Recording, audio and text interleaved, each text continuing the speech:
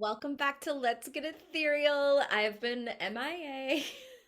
Apologies. But since this is like extra gift to you guys, I sometimes can't get it in. I've been working really, really hard on something behind the scenes, which I'm really excited about, but it's crunch time. It literally releases at the end of July. So I'm sorry. I love your DMs saying, where's the episodes? Um, but it's for good reason. So stay tuned on that.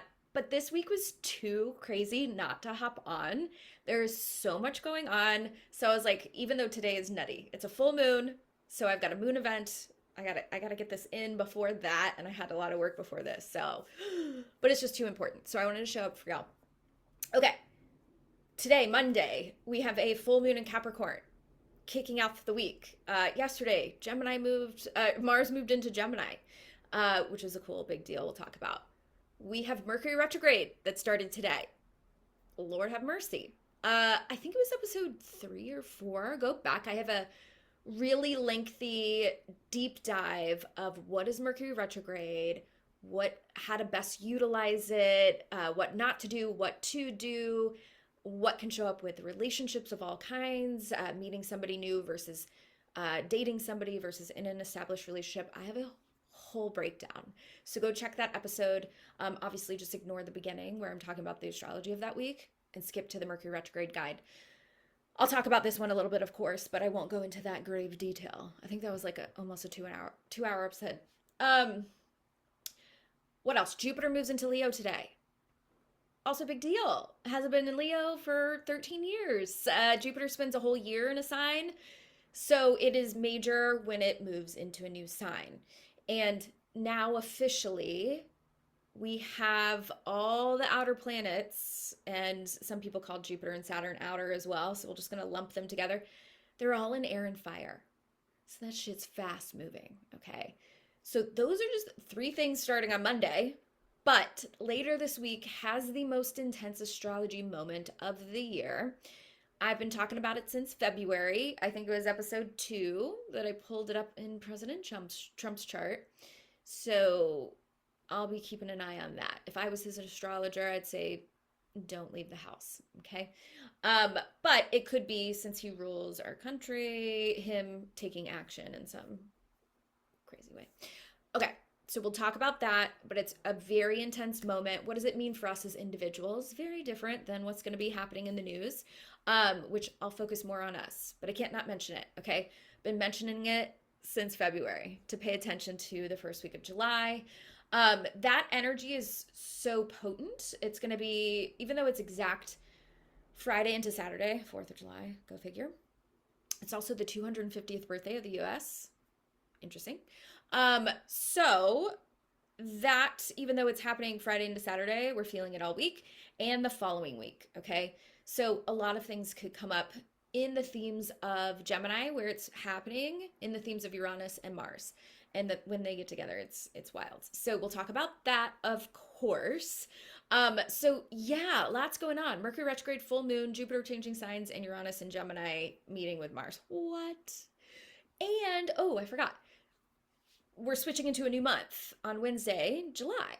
So it is a new numerology cycle. Okay, so before I pull up the chart and we get into the details, reminder, we're in a collective 1 year. Obviously, your personal year, if you want to calculate it, go to my website. I have a little T, or you can just Google what numerology personal year am I in. It's based on your birthday plus 2026, not your birth year. Anywho, collective 1 year is what the world is kind of moving through together. It will influence your year regardless of what your year is. I happen to be in a personal 1 year alongside the universe. So a 1 year reminder, it's fresh starts, new initiatives, be bold, put yourself out there. The step reveals as you take a step. The next step reveals as you take a step. Mercury retrograde. Also celebrated a friend's graduation, had one cocktail, can't function. Okay. So sorry for my delayed brain. Okay. In the 1 year, June was a 7 month.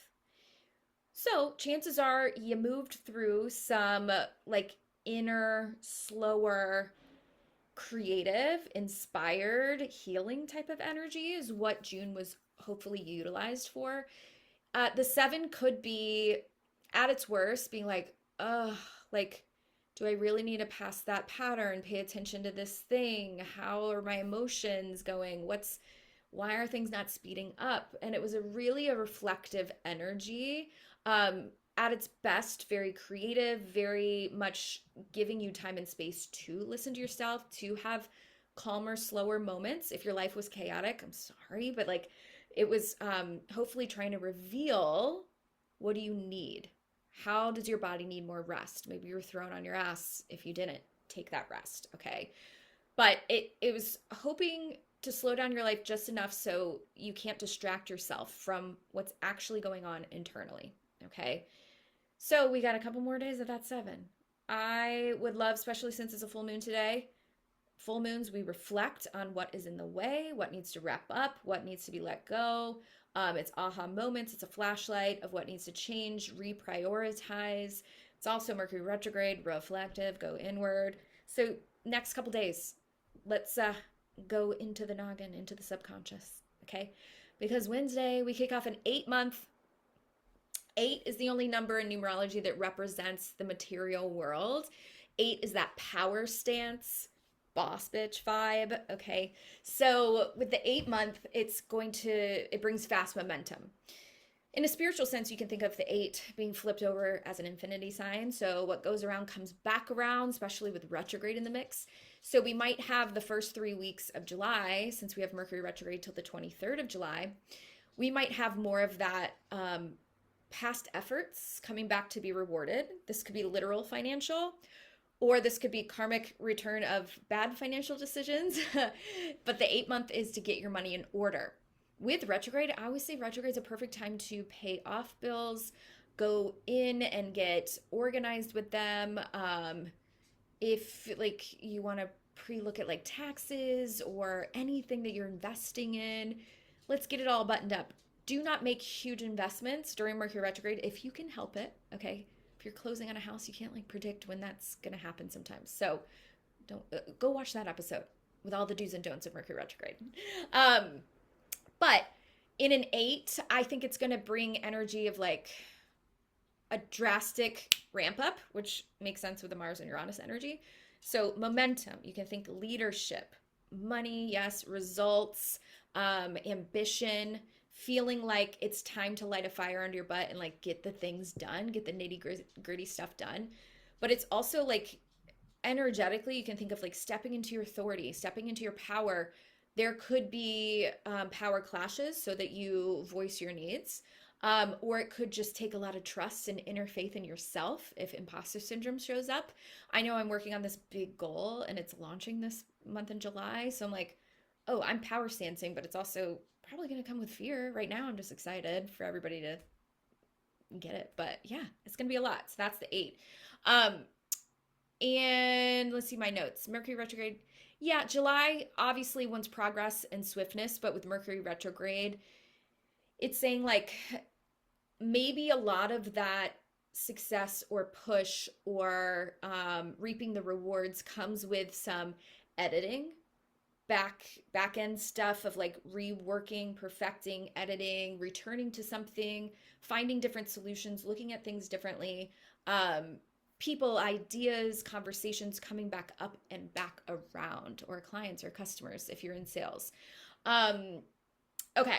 Anything else with the numerology? You could be slapped with a sudden expense, could be the tough side of the 8, especially if you're in a personal 8. But with Mercury retrograde, I'm like, I think it's like resolving things. If you've been feeling stressed about money, this is a month that can bring that up. And if you have any, like if you're craving more of attaining your goals, we're in a Capricorn full moon today, but there's any subconscious limitations or fears around success or being seen. A lot of us have that fear that needs to be pushed through. It's like fake it till you fucking make it. Okay, let's look at the chart and get into the astrology. Where is the share the screen? Okay, there it is. All right, here's the birth chart of the day. Today is the craziest astrology, so we're going to stay on the today for a bit. Okay, we have the full moon in Capricorn opposite the sun in Cancer. It's Cancer season. Always during the season, the full moon is in the opposite sign.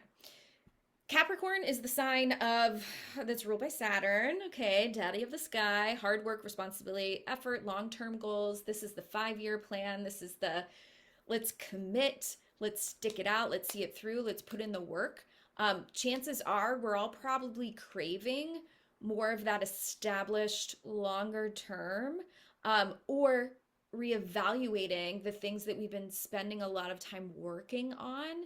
The job you're in could be literal, the commitments that you're approaching or redefining, if it's relationships, or reassessing with retrograde in the mix.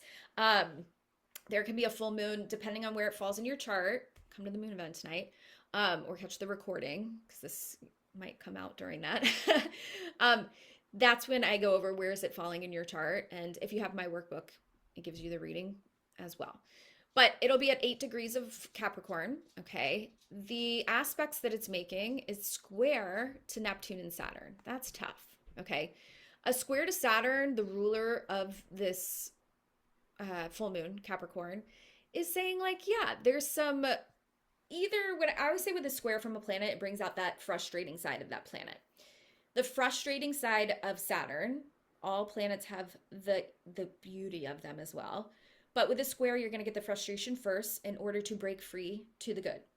Frustration of Saturn is delay, stress, frustration. The need for rolling up your sleeves and doing it the hard way, doing it the right way. And, you know, I don't know where this is coming, being respectful, being responsible. Maybe you're really wanting to focus on this thing, but there's this other hurdle that's showing up, this responsibility that's just kind of saying like, oh, I'm a little stressed by this while I'm trying to focus on this. And that's kind of what that energy feels like. The square from Neptune, even though look at all the blue lines coming from Neptune, gorge. Square to the full moon, this could, with this combo, it could be like, what I kind of am thinking is, don't sabotage just as you're about to push through this into this goal. Okay. I think of the 8 with the Saturn and like the success of Capricorn full moon. It's like we're just turning into like feeling like we're on the other side of things. Things are really speeding up. July is so that we can get it all kind of a second glance. Yes, we're going to question everything. Mercury retrograde, clarity, doubt, clarity, doubt. So that's what these squares are doing. A square from Neptune brings out the tough side of Neptune, which is feeling unclear, feeling some doubt, feeling some unhealthy patterns in the mix. Maybe it's self-sabotage, maybe it's avoidance, maybe it's overthinking, over worrying, like daydreaming too much, not living in reality. So Saturn is very reality, slap you in the face with reality. Neptune's like Delulu when they're in the tough ends. So just want to validate if you're feeling like there's momentum, but there's this like frustrating, whether it's an internal block or quite literal humanness going on in your life with other people or responsibilities happening during this full moon. Okay. Mercury just retrograde earlier today in Cancer. So Mercury will retrograde from 26 degrees Cancer back to 16 degrees Cancer. Yes. From now until July 23rd. Okay. Mercury is logical. It likes to think, move forward, plan, execute, communicate. These things take precision. When it goes retrograde, just think it just kind of gets flipped upside down. And it wants to be internalized. It wants to focus more on intuition, thinking before acting, reflecting. Not a lot of people like that. I personally do. But I have Mercury retrograde in Cancer in my birth chart. So I kind of love this vibe. But for the average human, yes, Mercury retrograde can be frustrating because it's like I'm having a little bit of what feels like a stall, a miscommunication, a flub up, look at that other episode of all the examples I go over. In Cancer, all the Mercury retrogrades this year are in water signs. So water is emotions. And when Mercury's there, I think it's a blessing because, like I mentioned, we're in fire and air. Really loud. Okay. We don't have anything really grounding us in our feelings. We can easily overlook our intuition and feelings with this hyper forward energy. So I think this is giving us a blessing, a little break to like reflect. How do I feel? Does this feel in alignment, or is this just what I think I should be doing? You know, Mercury retrograde lets us look at things from a different perspective, which yes, can be frustrating because it's like, ooh, I'm kind of questioning things, but think of it, okay, it's like what, 3 weeks? That's not a long time. It feels like it in the moment, but by the end of it, you're like, oh, I know why I needed a little like this, I can't think of the word. It's gonna veer me off course, which is annoying, but you'll see why it needed to happen, and it's gonna be such a blessing. Okay, right now I have a bug going on in the thing that I'm building, and I just had to spend like 2 hours trying to email a developer because I'm not a developer, so I had to like figure out how to articulate this. So I'm just like, ah. But I think some good shit's gonna come from it. Okay, stuff like that. Mercury retrograde. Anything else in Cancer? I mean, Cancer in general rules home, your environment, family, inner emotional foundations. Who and what makes you feel safe and nurtured? Are you nurturing yourself? I think that's why I love Mercury retrograde in Cancer. It's going to remind us all, amongst the chaos, what do we personally need? What helps us feel nurtured and like our nervous system feeling more at home within our body? Really important, okay? So Mercury retrograde, learn to love it. I fucking love Mercury retrograde, even when we curse it sometimes. Okay. In like a couple hours, we've got Jupiter moving into Leo. Big story, okay? I'll go over Leo, where Leo's in your birth chart in the lesson corner. It's more of like, I guess you can think, I don't do horoscopes, but I'm like, you can find where Jupiter is moving through your chart, and then it's going to be a year of expansion there. It's not always like amazing with Jupiter, but 9 times out of 10, wherever Jupiter's going is bringing ease, luck, expansion, opportunity, optimism. Okay. Now, yes, sometimes there's other things going on that can frustrate other parts of your life, but where Leo is in your chart is going to be great. Okay. And no, if you're a fucking Leo sun like I am, and you're hearing all these stupid horoscopes, like Leos are going to have the best year of their life. No, Jupiter will spend about a week with your sun if you have a sun in Leo, not a whole year. Okay. So everybody benefits from this because everybody has every sign in their birth chart. So that area of life gets 1 year of blessings, ease, and flow. Okay. The worst thing Jupiter can do is too much of a good thing, can be a bad thing, or it can inflate things. Like I've seen, for example, my moon's in a grand square. So Jupiter over your moon, you would think would be amazing, but it was like squaring 4 parts of my chart at once. So it can inflate emotions. Okay. Inflate emotionally hardship, all the squares. So that's the worst it can do, but it's for the benefit with Jupiter. It's like makes things bigger so that you can address it. But I promise 9 times out of 10, it's just a gift. I always say Jupiter's the big hug. Wherever it's moving in your chart, it's planting seeds. And when it leaves an area of your chart, it's blooming. Okay. So where is Cancer in your birth chart? We'll talk about it a little bit more when I talk about the Jupiter part, but that just had Jupiter move through it the past 12, 13 months. Okay. So all the seeds that Jupiter planted in Cancer, it's like you look back at it and it's like, that is fruitful, time to harvest, time to now focus here on expanding the Leo part of my chart. We do have Mercury scraping through.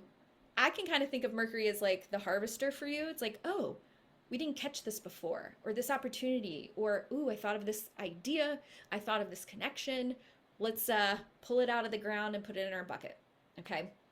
So I really like this. The sun is also in Cancer. Exciting. Okay. All right. What Also need to mention Mars is at 0 degrees. Yesterday it moved into Gemini. That's a lot. I love Gemini, I have a moon in Gemini, but it was moving in a very slow, steady sign of Taurus, of like getting, whether you got more structured or took a beat to slow and steady something. Now it's moved into, I always say, like squirrel, like eight things trying to go at once. Gemini. Okay. Gemini is the sign of ideas, communication, juggling many things, curiosity. It's for the global, it's like travel, technology. But for us, it's like learning, speaking, teaching, mentoring, guiding, everything that's like cerebral thoughts and ideas. So when you put Mars, the planet of action, energy, drive, momentum, into Gemini, it is blasting us with ideas and like avenues. Different roads might be opening up, and you're like decision fatigue. It could be like, I don't know. It's a little stimulating, okay? But it could also be very exciting. All of a sudden, you like Gemini is ruled by Mercury. There could be new reveals, new paths, new conversations being started. And Mars is like, we're, wanting to be impulsive. That's my heads up with Mars and Gemini, especially when it's meeting with Uranus, the thing that I've been preluding to. Try not to be impulsive, especially with Mercury retrograde, okay? During Mercury retrograde, the advice is always, don't launch anything brand new for the first time. Don't spend a ton of money for the first time. Don't blow up your life. Like, I've had it, I quit, without thinking it through, stuff like that, okay? If you've thought about it before and you put it off and you weren't ready, absolutely retrograde can come back around and be like, now's your time, okay? If you launched something before, think of this as a great time to relaunch something, rinse and repeat. If you've put something in your cart like 4 times and you never pressed order and you got some money waiting for you, return to it. I'm just saying, like a car or a house, like if you can help it now. Okay. Refer back to that episode. All right. The next stuff we have is probably maybe Wednesday.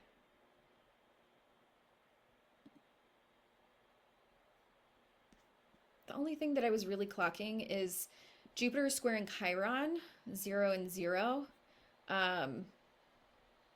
It's also opposite the moon, but beautifully sextile to Mars and Uranus, trine to Neptune, gorge. Okay. A square to Chiron though, I'm like, Jupiter square Chiron. I actually think this is one of those sneaky transits that can be like incredibly productive if you recognize what's going on. So Jupiter wants to grow.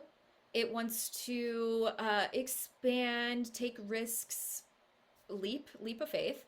But Chiron touches the places where we still doubt ourselves. It's the wounded healer. And so there could be insecurities or doubts coming up to the surface.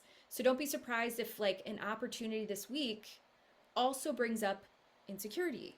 It's kind of like, I'm moving forward with this goal or dream and I'm really excited about it, Jupiter, but I'm also having imposter syndrome, Chiron. Or it's like, I'm afraid to hope because of the past. Like for me, I'm afraid I know somewhere in there the things that I've tried to push out before that didn't work the way I hoped. What if it's the same with this project that I'm doing? It could be if you're like dating somebody and it's going really beautifully and you're so excited, but then Chiron is going to brush up with, what if it's, what if my life feels overwhelmed or my nervous system, or they don't end up liking me and I get hurt. It's like past stuff. So whether it's you don't feel like you're experienced enough, could be something, not ready enough, not healed enough, wondering if you can pull something off. Just know that's the whole point of Chiron. It's like the opportunity isn't arriving because you've mastered the lesson already. It's arriving because it's time to grow into it. You're way more equipped now. Just know if it wasn't for your past wounds, you wouldn't be as healed as where you are now to receive. this person, this opportunity, this love, this recognition. So I think it's really beautiful, but it is a little raw. Okay.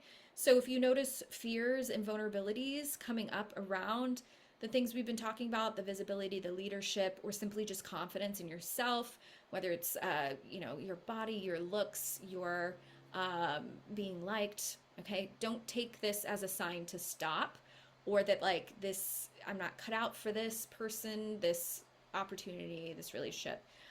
Take it as confirmation that you're standing right at the edge of something new. And if it wasn't scary, it wouldn't be worth it. Okay. All right. Therapy moment.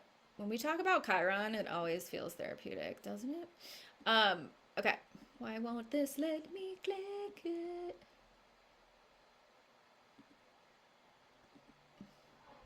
Maybe if we do that. Nope. It's because it restarted.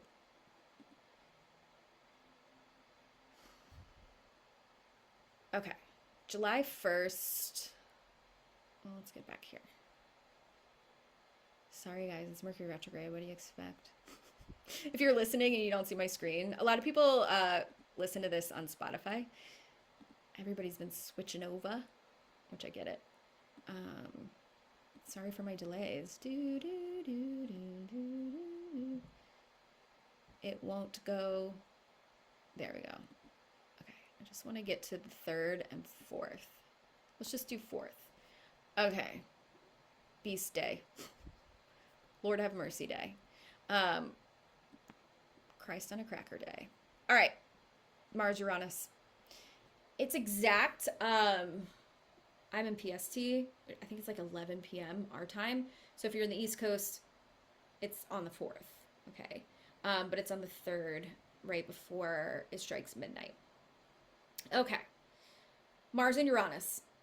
Always when these two are square, opposite, or conjunct, without fail, the news is crazy. It's the most confident transit that I am always like, what's going on? When they squared last time, the war broke out. Okay. So, and we're still going through it. So it could be tied to that, obviously. That's my first thought. It makes me think of, I remember like the Beirut explosion was a Mars-Uranus day. Just think like explosive things going on, sudden events. And yeah, Mars is like war. It is. It's the war planet. Uranus is sudden. Okay. So yeah, we can't not think of that. But so I'll throw that out there. In history, yes, these two were together in Gemini when a couple of the past wars broke out. Okay. But it doesn't feel like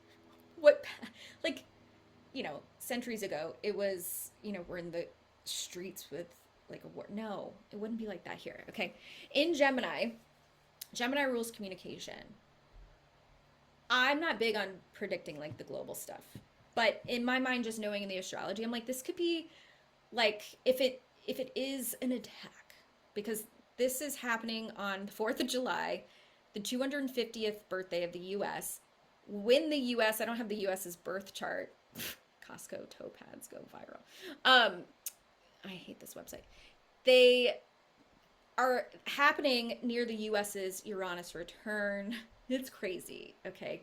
So I'm like, all right, the U.S., just looking at this, in Gemini rules communication, transport, so like travel.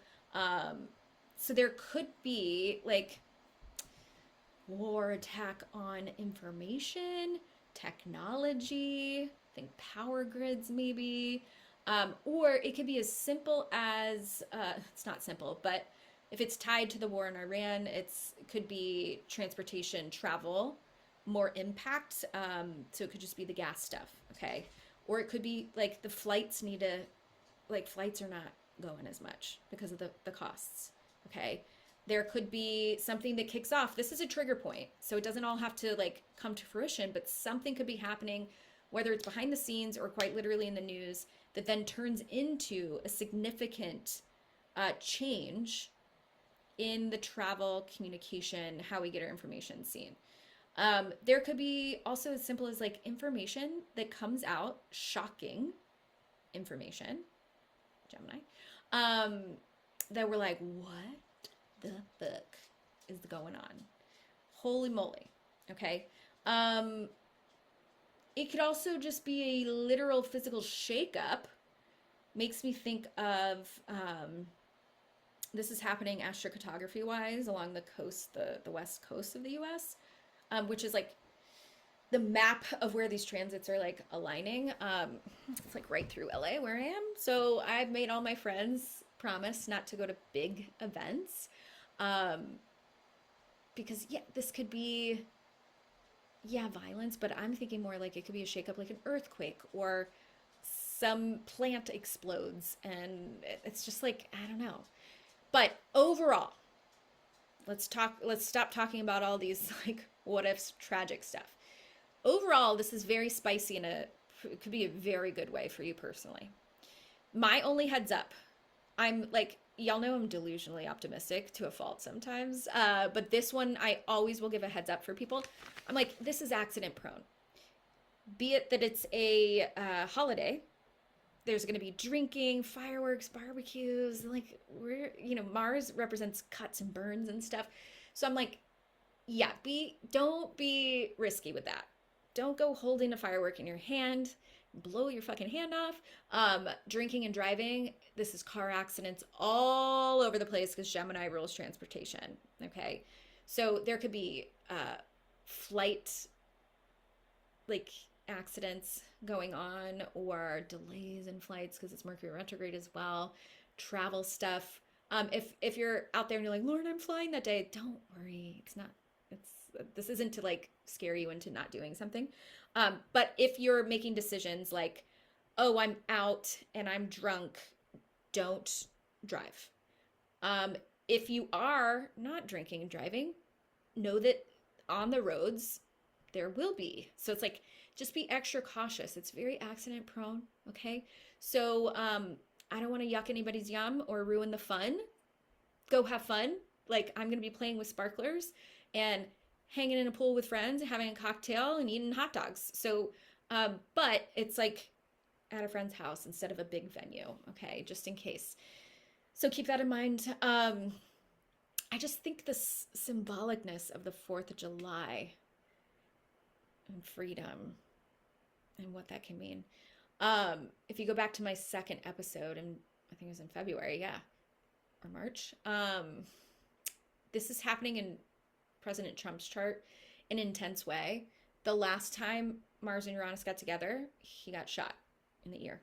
Okay, because this happened 2 years ago. I think it was 2 years ago. Whenever that was what was going on in his chart. Because this configuration is at the top of his chart, the most public part of his chart. It is square tense to his own Mars in his 12th house of endings. Okay, but like I said, not predicting people's death, that's gross. And whether I like that man or not, I do not wish ill will on anybody. No, that's disgusting. Okay. I just like, if I was his astrologer, I'd be like, please don't go out. And wherever he's going to be in the world, I would not want to be around that. Okay. But he very well could be the one acting out, meaning making a decision that's intense. Okay. Just, those are all my 2 cents. The benefit of this chaos is that it's sextile Neptune, trine to Pluto, and sextile to Jupiter. Even if it's disruptive, I always say Uranus can be a shock in an extremely disruptive, chaotic, destabilizing way, or it can be extremely fast, exciting, like up level, easy path, or a rocket fuel moment. Okay. If collectively it's more of a disruptive, chaotic moment, it is for, what does Uranus want? Freedom and flexibility for the future. It's very future oriented. It's very like, what's fair. With Mars, it's accelerating it. Okay. With its positive aspects to outer planets of Neptune and Pluto, Pluto is in the sign of the people, freedom for the people, and it's wanting to transform that.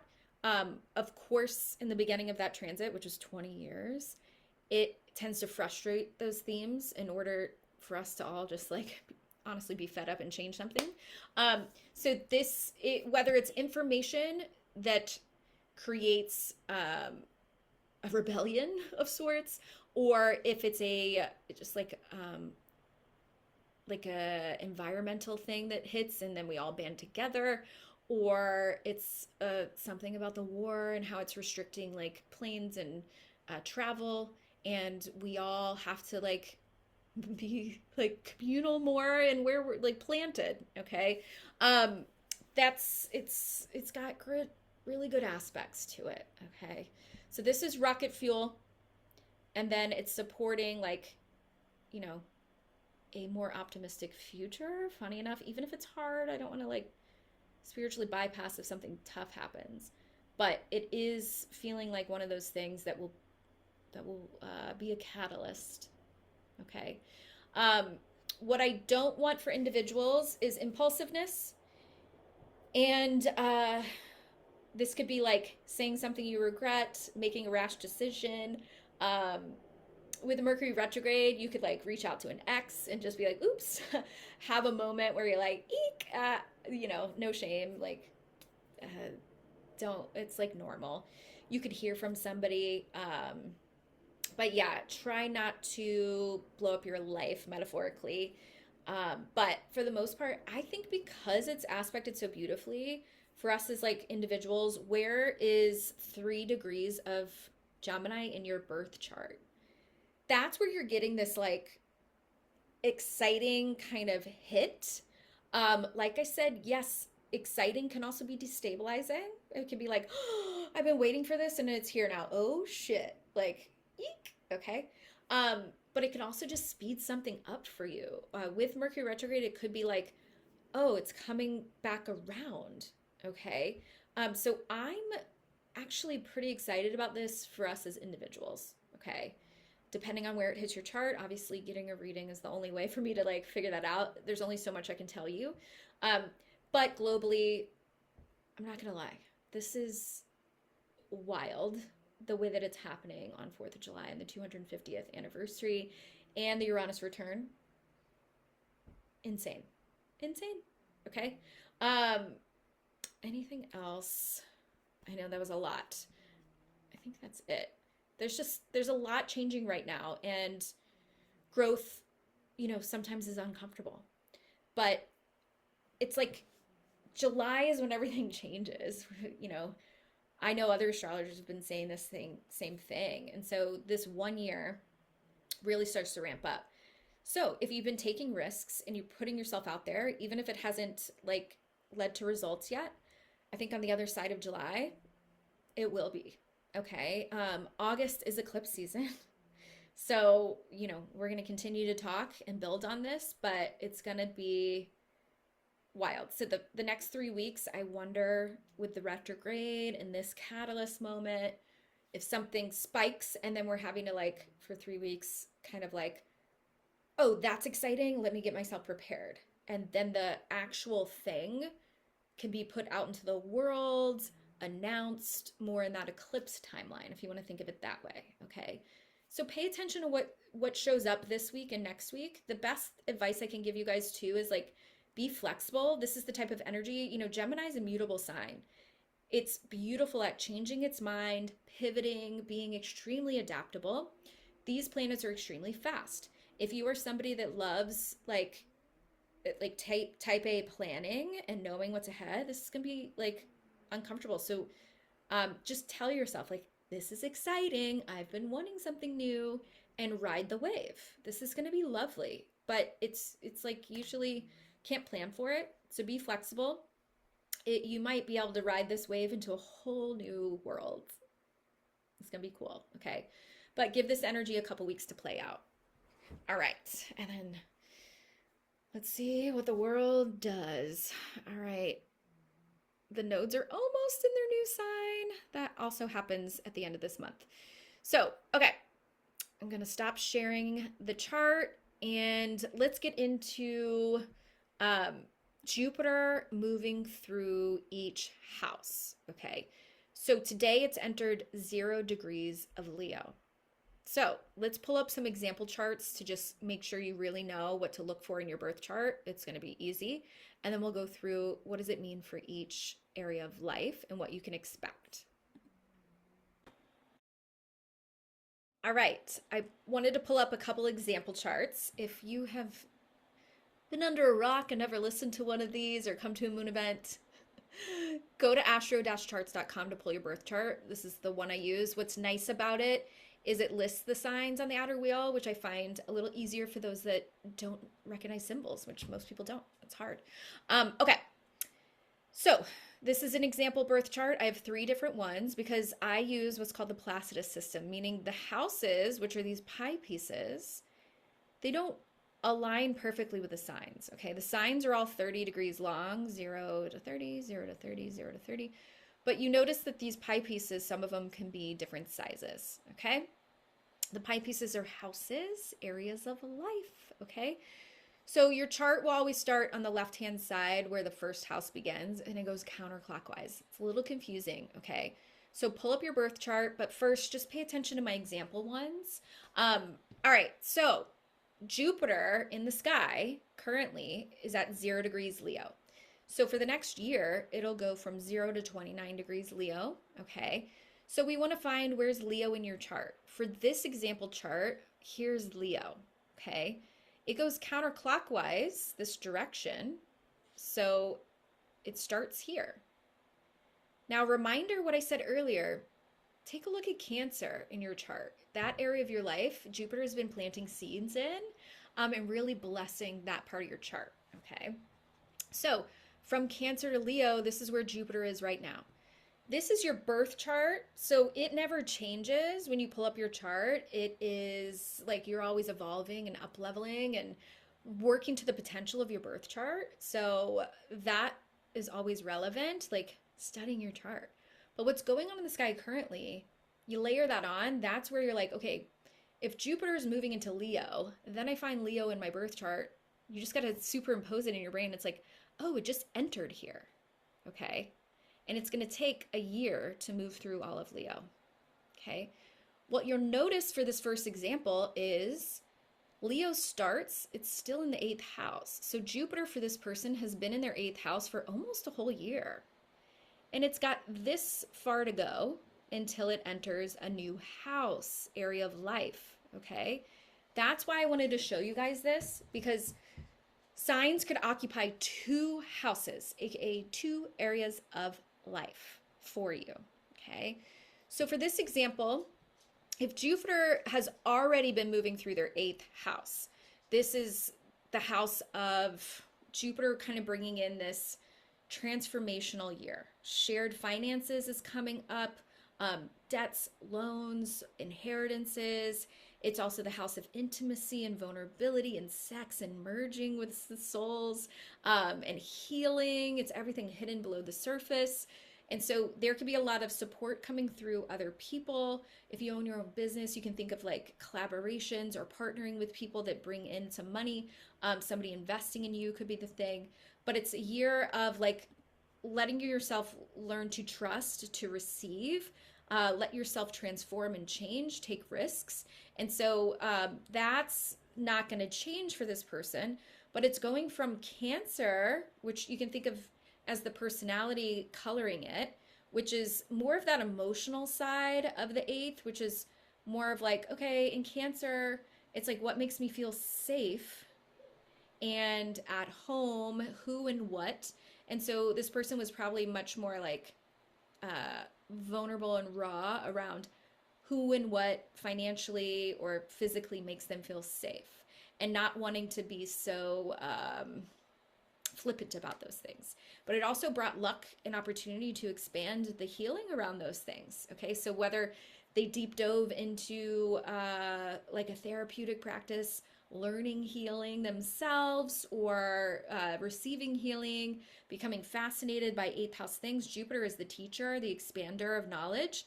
So you put it in the 8th house, there could be a great expansive depth of knowledge around 8th house things, which is diving deep into the psyche.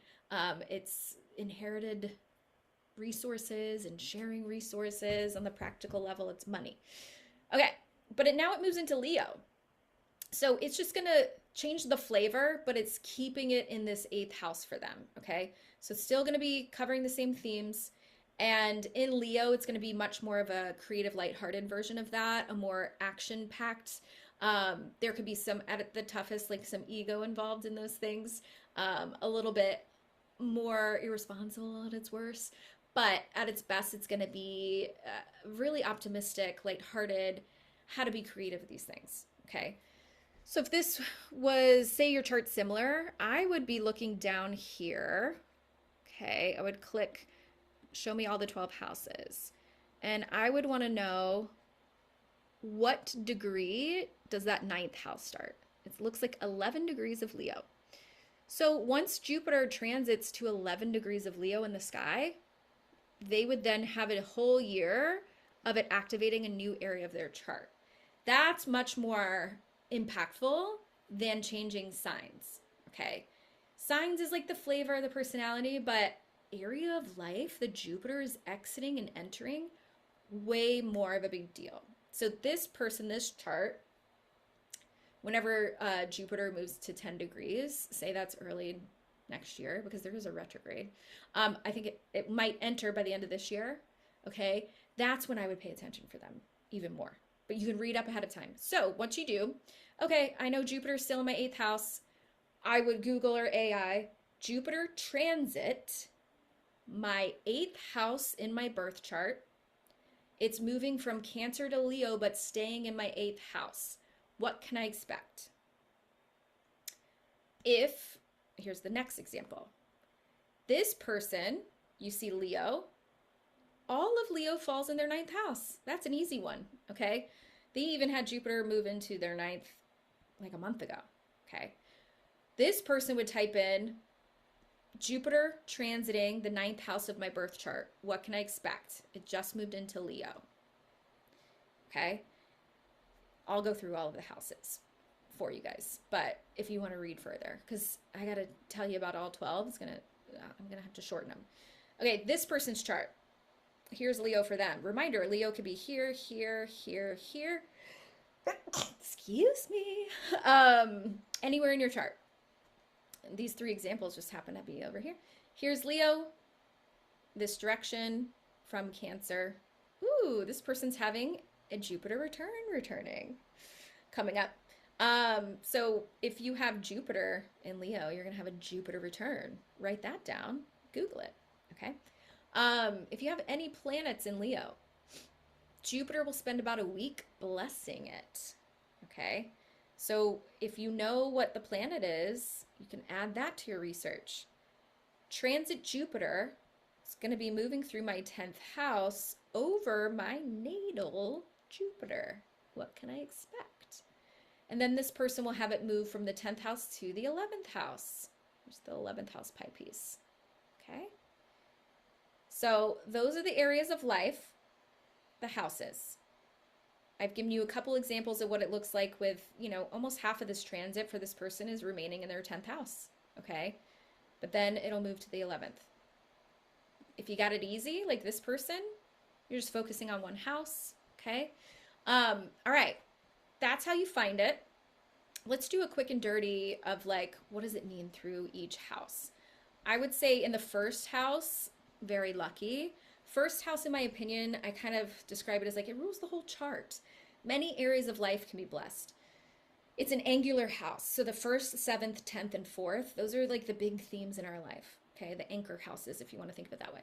When Jupiter moves from your 12th house of behind the scenes, inner world, inner creativity, inner healing, it's hidden, crosses the ascendant into the 1st house, that is going to have you wearing Jupiter.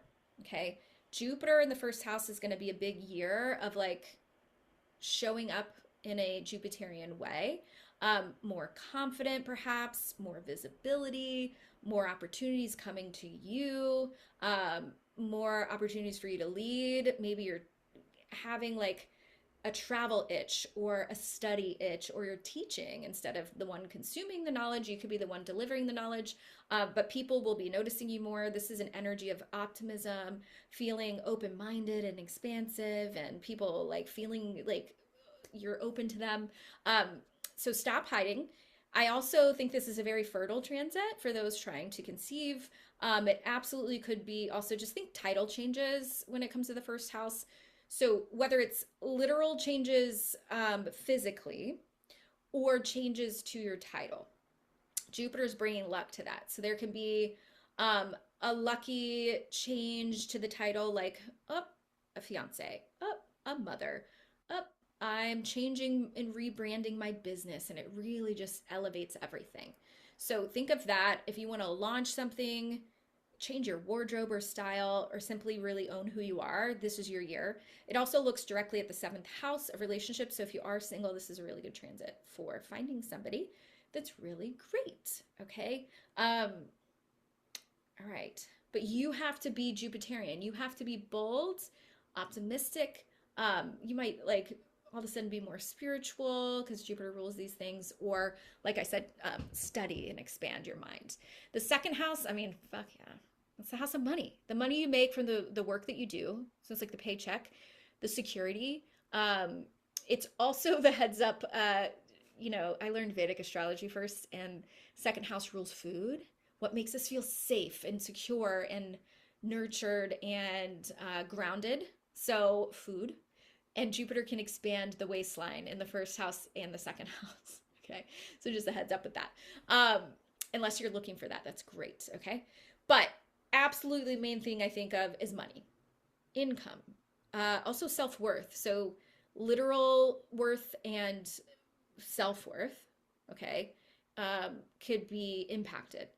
Building resources, taking on a big expense that really pays off. This can absolutely be like a financially abundant year. But Jupiter also likes to spend. It's the overindulgent planet. So be mindful of overdoing it. I call the second house like the bougie. It's ruled by Taurus. Venetian is ruled by Venus. So be careful of spending, overindulging. More is more is more. Lavish. Okay. And then start looking at the connection of worthiness and value in your life. Do you feel valued? Do you value the way that you make your money? Are you valuing the way that you spend? Are you enjoying your life? Are you not spending at all? Like maybe we should enjoy more. Are you restricting yourself? Let yourself enjoy the fruits of your labor. Go spend some money on travel or experiences or knowledge. Okay, you can be investing in those things of your future. All right, just be careful of overdoing it. Yeah, bougie, bougie, bougie. Enjoy. Leo, Jupiter in the third house. I mean, I'm like, it's great. Like everywhere is going to be great. Cause I'm like, yay. I just start thinking about for each house. It's so good. Third house is the house of like how you share your voice, your messaging. So this is really going to amplify and bring opportunities through think like writing, teaching, podcasting, marketing, networking, learning new skills or teaching new skills. This is also the house of like, I think of siblings, aunts, uncles, cousins. So that could be a really cute thing for them. And it's also like your local neighborhood and community. So say you moved or you're going to move, like this is a really beautiful wink at like this could be a great time for connecting and getting involved in the immediate surroundings and the people within it, like getting to know your neighbors, starting a book club in your community. So yeah, and conversations will open doors. If you've been thinking about creating content, launching something, speaking, or taking a class, this is absolutely green light for the next year. Okay. Now keep in mind, this is a whole year. So for everybody that's listening, like it's not going to just happen the first week. Maybe it will. Okay. Leo, Jupiter into the fourth house. Jupiter moving through the fourth is going to be great for in like real estate could be the literal thing. Home and family could be the focus. Some people can move, some renovate, some buy property. You could be thinking about expanding your family. This could just be pet. It doesn't have to be children. Sometimes people are like, what? I don't want kids. Put a pet in your house. Or it's just like creating a home that feels more like you. Like Jupiter is just kind of like, I want to just like indulge in my space. I want my space to feel expansive And so maybe I need to tend to it if it's been stressing me out. Okay. Emotionally, this could be absolutely lovely as far as healing goes, because the fourth house is emotional foundations, family stuff. This could repair relationships with family or repair the need to even I'm trying to think of create boundaries where you're like really okay with everything is if you don't want to fix it. It can bring you way more into like therapy, spirituality, and healing because it's moving through an emotional house. The fourth, eighth, and 12th house are the emotional water houses. Okay. So build stronger foundations literally or internally with Jupiter through the fourth. Investments in those areas as well. Okay, fifth house, cutesy. Fifth house, definitely, this is a pregnancy transit. So if you're not wanting to get preggo, wrap it up. But it's also birth in general. So like birthing a creative project absolutely could be the thing. It's a really fun transit. This is creativity, romance, dating, playfulness, children, hobbies. Think like, oh, I'm all of a sudden found this like dance class I love, or I'm picking up an instrument. Finally doing the passion project. This could be the year if you've been somebody with a side hustle that this like it takes off this year, or you can start doing that thing full time. Okay. It's also just a joyful area of the chart. So expansion in that way. And it's like your permission slip to play. If you're single, love this transit. Okay. Love Jupiter through the fifth and seventh house for my singles. It's a wonderful year of meeting somebody. And just know it is the house of dating, not like partners. So it's like you could just be, putting yourself out there and dating if you haven't been. But if you're a creative, please put your stuff out there. Create, create, create. If life is too hard and frustrating and stressful, this is your time to take advantage of expanding the fun side of life. In your sixth house is daily routines, work, health, improving your habits. It's going to bring a more enjoyable energy to your day-to-day routine.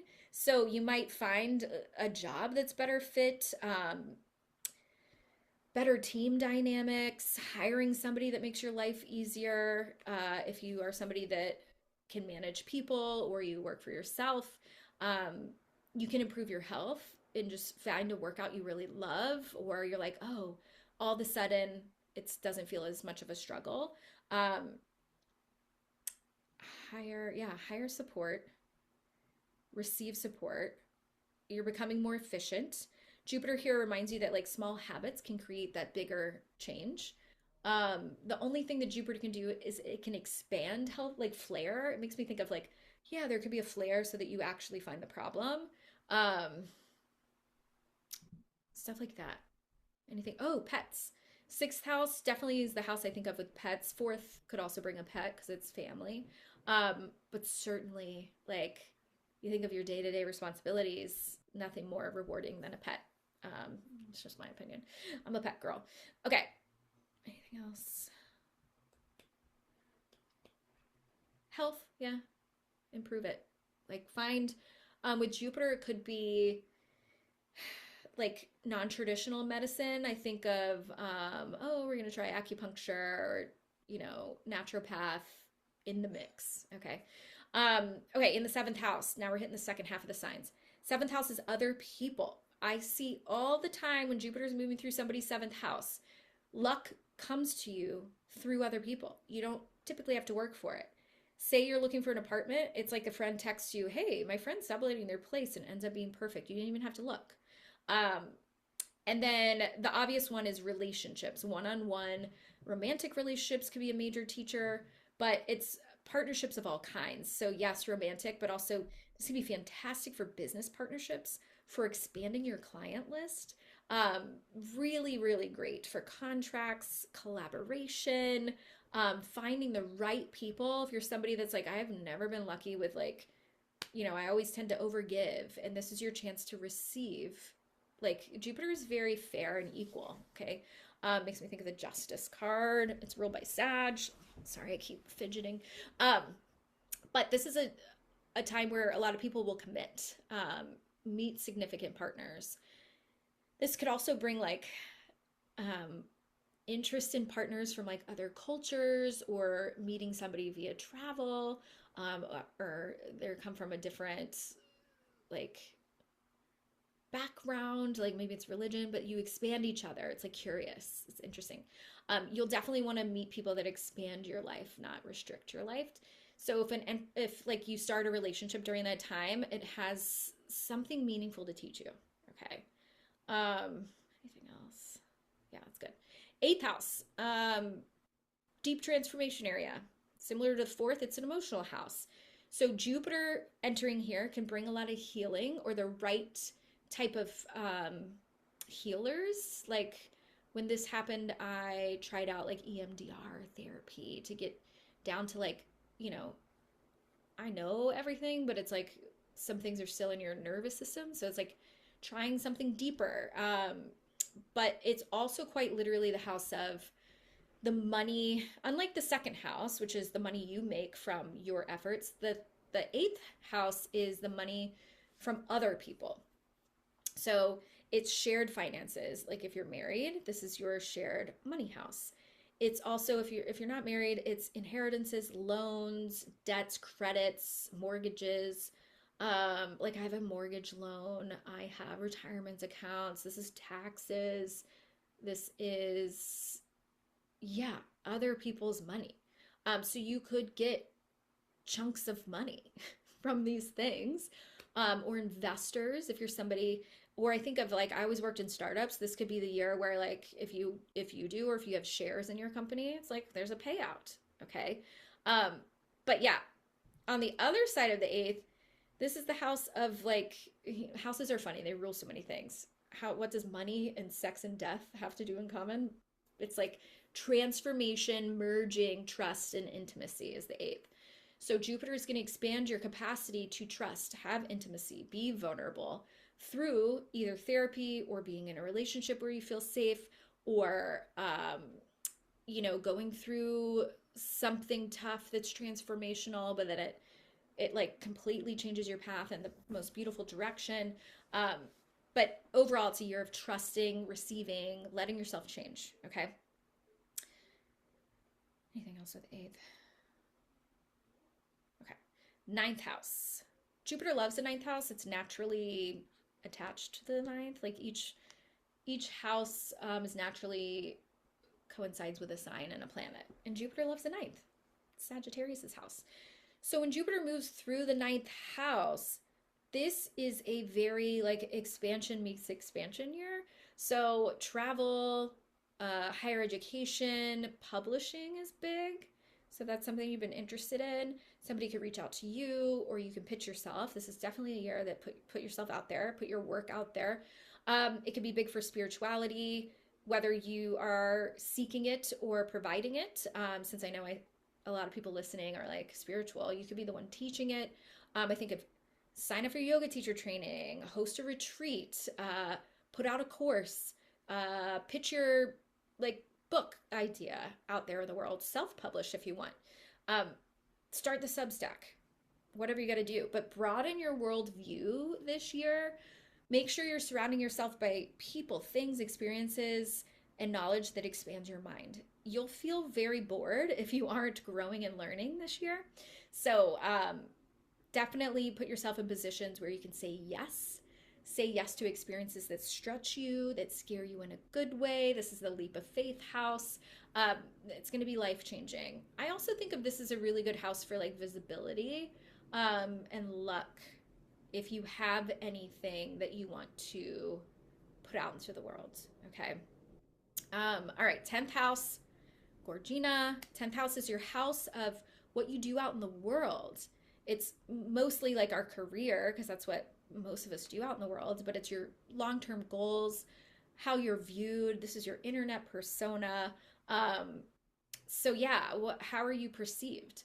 So this will absolutely bring, whether it's like a promotion, kudos, recognition, leadership opportunities to up level, climb the ladder, so to speak, more ease wherever Jupiter goes, right? So more opportunities coming to you. Okay. If you're launching a business or launching a thing within your business, yes. Growing your public reputation, yes. Um, Not promising virality, but like putting something out there that can take off. It's one of the strongest career placements that you can get. And people are like paying attention to what you're doing. And I think of the ninth and 10th, you can think of like expanding. Ninth house is like more like a further reach because ninth house is opposite the third. Third is your immediate surroundings and neighborhood, like I talked about. Ninth house is more of like abroad or like a bigger reach. And then 10th house is like, I'm visible. Okay. Um, if you work in for people, this could bring a very lovely boss higher up that manages you, and you're just like, whoa, this just changed everything. Or a new opportunity within your work for a new project, or you're like, I really love this part of my job, and all of a sudden they're like, they create a position that's more focused on that because you're so stellar. It's like start to believe wherever this is moving through in your chart, start to believe in like receiving here. Okay. The 11th house, this is the house of hopes, wishes, dreams, but most likely, in my opinion, it's like that house of community, collaboration, launching things, and networking and friendships. Okay. So it's like the people in the community that are aligned with your goals. So it's not like our best friends. It's like the audience, the collaborators, the community, the like being a part of something bigger than yourself and utilizing your talents to bring energy there. It can also be like getting involved with organizations, starting an organization. It absolutely could just be, I think of the 11th house as like technology, putting yourself online. So if you have something amazing, but you've been afraid of putting yourself out there or launching the website or starting the social media, this is your year to do it. Okay. The right people can enter your life this year. And I think when Jupiter's through the 11th, I'm like, everything good for you, similar to the 7th house, will come through people you know. So if you're looking for a job, for example, instead of applying blindly to a bunch of places, reach out to your past colleagues or friends of friends and be like, does anybody know of anything? Okay, start with your community, start with your connections, even if they aren't best friends. It's just like there's a web and we want to start in your web, okay? So don't isolate yourself, get involved, mingle, merge, collaborate. People can take your goals further, like lift you up this year, okay? And lastly, the 12th house. Jupiter through the 12th house, I always call the guardian angel year. A lot of people are like, oh, it's hidden, it's behind the scenes, but I'm like, it is so profound, so necessary. So Jupiter in the 4th, 8th, and 12th can very much be much more of like a healing, emotional type of energy, but it's highly creative as well. I think of like creating, like you're writing that novel for the year. You were creating that movie. You are like back-ending coding if you're more of like a smarty pants, okay, working on something. But it is quieter growth. It's not quite ready to be put out there like when it moves into the first house. So don't underestimate this time though. It's profound. Jupiter here will absolutely expand like your belief in yourself, your healing, your spirituality, your intuition. You can get really psychic and intuitive and develop those skills. You can start therapy, highly recommend. Whenever I see this in a client, I was like, okay, you getting back into therapy? Get into maybe some spiritual stuff like meditation, or maybe you're pulling cards, maybe you're getting into moon cycles. But it's the epitome of like the biggest growth. It's got to start inward first.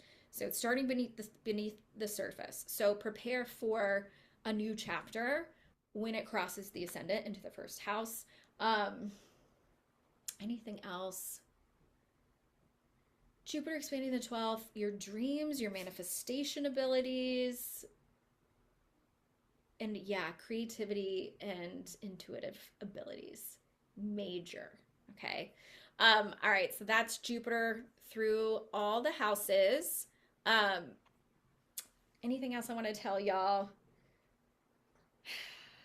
Good luck on Mercury retrograde. I love it. I love when a week has a million different changes in the winds. That means like expect the unexpected. I like that stuff. But it's a mixed bag. That Uranus Mars is nutty. Mercury retrograde can make things a little confusing. But Jupiter into Leo, I'm like, oh, this is really good for the creatives. This is really good for the entrepreneurs. This is really good for the individual people that are not afraid to put themselves out there and be seen. Jupiter is going to expand opportunities for you if you're in that world. So any creative field, please take a risk on yourself. Okay, stay tuned for my big announcement. I'll try to like do these weekly, but as you've seen, I think it was the past 2 or 3 weeks, it's been nutty. And reminder, my dog is really sick, so I'm just kind of bracing myself for when that's going to be time. There's a lot going on over here. But I love you guys. Thanks for tuning in. I've got a moon event starting in 30 minutes that I have to prep for, but we got it in. All right. Catch y'all next week, hopefully. Bye.